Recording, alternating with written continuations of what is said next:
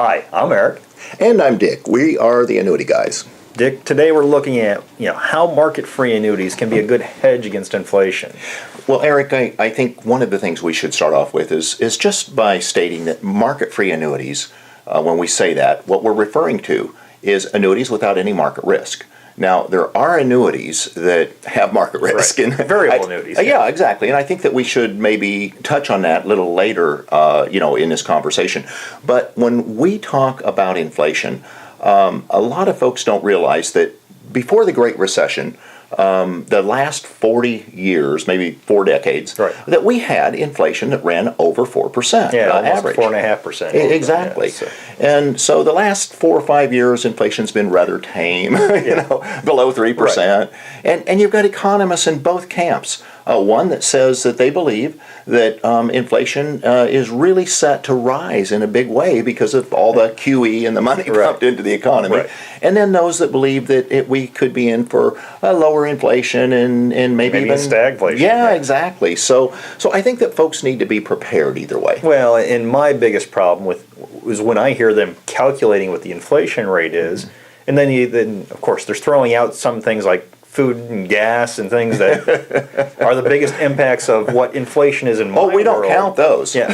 So how inflation is calculated, how it's basically, when I talk to retirees, I want to make sure that they're prepared for the increasing cost in basically a loss of purchasing power potentially by having a level income. Right. So that's when we start talking about how are different ways we can use annuities to to combat those those strategies. So it's a lot of times we'll talk about laddering annuities. We'll start talking about, hey, we can start this one here, and then over a period of time, 5 years, using some of the guaranteed roll-ups of the riders out there. Well, that's what I was going to say. To kick off another 5 years to combat that loss of spending power. When you can defer for 5 years or 10 years with a guaranteed roll-up or the income formula, we have to keep that straight. It's not your cash value that's growing, but where you can have an income formula that guarantees a 7% compounding, you may get even 8% or better,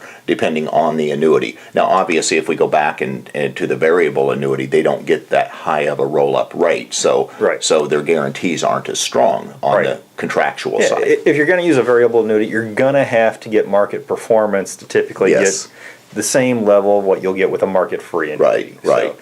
And not to say that that's not possible, but obviously you're paying a fee for that insurance on your money. Well, and exactly, and the purpose of what many folks are doing is they're looking for various ways to diversify their portfolio and hedge against inflation or some of the other uncertainties, such as pensions that are being challenged in Social Security and all of these things that may be cut back in the future. So it could be a reduction in spending power from inflation. It could be a reduction in some of the pensions and guarantees, that folks are used to. But at any rate, the idea is for guarantees on their money, their principal, and the highest guarantees for future income, which really can be accomplished better with the market-free annuity than with the variable. Well, and a lot of folks, the biggest challenge I have for a lot of folks is they count on that cost of living adjustment coming from Social Security.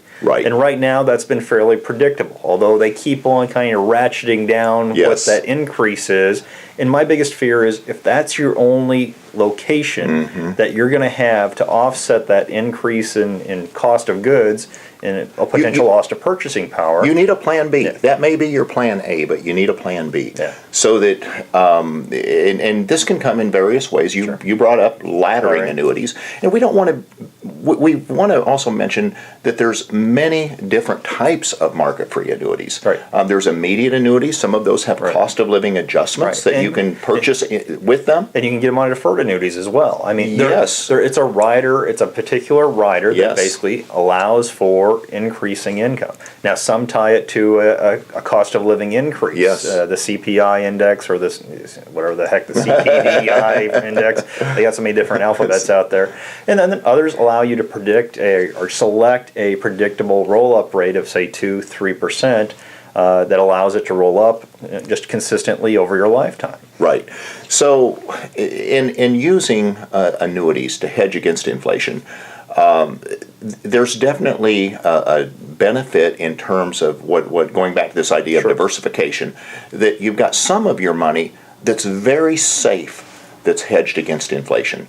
So it can give you a hedge against inflation. That gives you freedom to take other portions of your portfolio and be a little bit more aggressive with those positions, perhaps in stocks, that type of thing.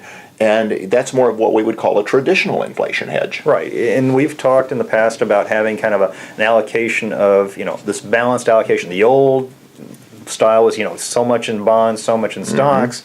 But we're a big fan of maybe getting rid of some of those bond allocations. Right, or all of them. Putting them into annuities and then having an annuity and stock allocation. Exactly. Using those stocks, obviously, unferreted by kind of excessive fees, to allow it to really grow and have it. Now, one thing we always talk about the equities market. You're got to be in for the ride, because they're going to go up and down, and time helps heal all wounds, in the sense of when the more time you have, the better you can be positioned. Well, and that's where in retirement everybody doesn't always have all of those years. No one knows how many years they exactly do have. So if you're using stocks or securities as an inflation hedge, and you happen to be in one of those extended bear markets when it's down, you don't have everything there for your inflation hedge. You've got some of it, on the safe side, that you can count on it. So that's where I do believe that annuities that are properly positioned, whether with cost of living adjustments, built into them, or laddering, can make a huge difference in a portfolio. And Jake, I just want to finish up with kind of one last point, and that's for folks that have longevity in their families, and a potential of longevity in retirement. Obviously, a lot of that depends on when you retire. But if you have family members that have historically lived into their 90s and you're retiring in your 50s or 60s, that's where these inflation hedges can really come into play and should really be factored into what you're looking at. They can be a great benefit, Eric.